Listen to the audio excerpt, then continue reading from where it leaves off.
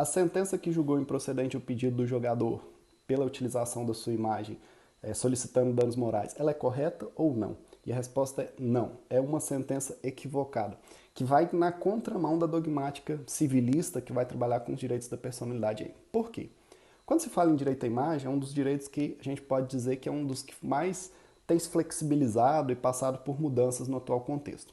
Mas esses problemas que surgem do direito da imagem geralmente estão relacionados quando ela entra em conflito com um outro direito fundamental, como ocorre na maioria das vezes com a liberdade de expressão.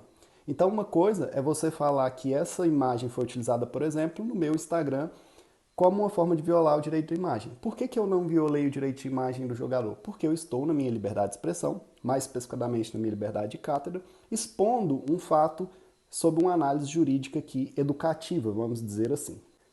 Então, quando a imagem ela é utilizada por uma notícia, como acho que eu vi no UOL aqui, por um jornal, a simples utilização de imagem de uma pessoa pública, ela não vai acarretar, obviamente, para fins de jornal, de notícia, de narrar um evento público qualquer, não vai acarretar nenhum tipo de violação. Mas veja, no caso específico, a imagem do jogador foi utilizada com fins de promover uma publicidade de uma construtora. E veja que o Código Civil ele é claro quando ele fala que é proibida a utilização de imagem de uma pessoa quando tiver um fim comercial, inclusive com possibilidade de indenização. Ainda assim, o STJ vai dizer que essa indenização ela é independente de prova a ocorrência do dano ali, o dano moral que a gente chama in re ipsa. Basta que você demonstre que houve utilização da imagem sem autorização para fins comerciais. É interessante lembrar que os direitos da personalidade, como por exemplo a imagem, eles são autônomos. Então eu não preciso, para falar em dano moral, que aquela imagem tenha sido utilizada com violação de um outro direito que geralmente é associado a ela, que é a honra.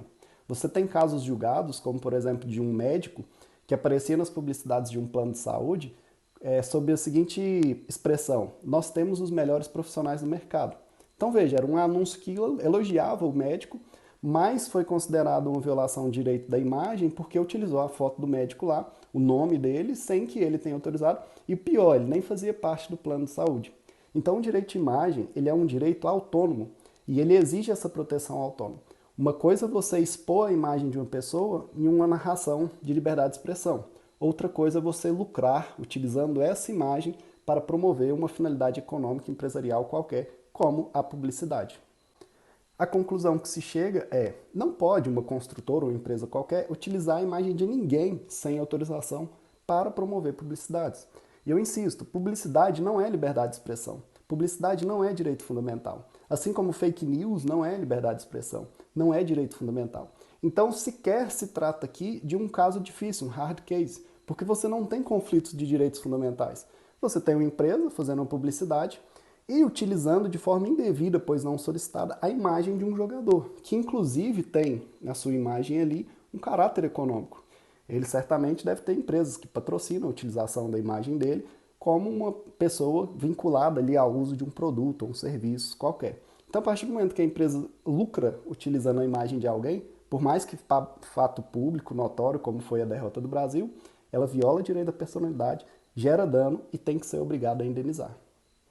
A gente pode concluir que a sentença é equivocada, completamente equivocada, ela vai na contramão da dogmática civilista, inclusive a descrever aqui que a sentença ela chega a falar que não teve tanto prejuízo assim, porque o anúncio se restringiu às redes sociais, teve cento e poucas curtidas só, e esquece que a utilização da imagem, como a própria súmula do STJ fala, ela por si só já gera o dano. Você sequer poderia pensar em, teve muitas curtidas, muito compartilhamento, isso é irrelevante.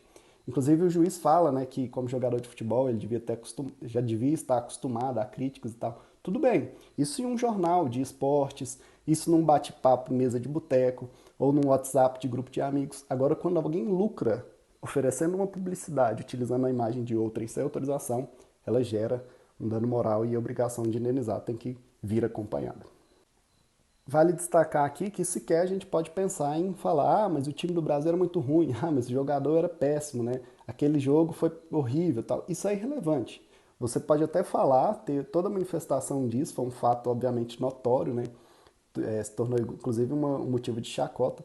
Mas isso por si só não vai autorizar alguém a utilizar a imagem dos jogadores, né, qualquer um deles, ou a imagem de qualquer outra pessoa, às vezes um torcedor chorando, alguma coisa assim, com finalidades lucrativas. Né? Uma coisa é você utilizar, insisto, em uma reportagem, ou mesmo aqui como eu estou utilizando, para expor uma ideia, para abordar um conteúdo, ou mesmo para dar uma notícia. Outra coisa é você lucrar. Né? Imagine eu aqui utilizando, olha, não vá mal e seja um fracasso, né? Estude no meu curso e vendo para você um curso utilizando a foto da Davi Luiz. Eu estaria violando o direito de imagem dele. Beleza?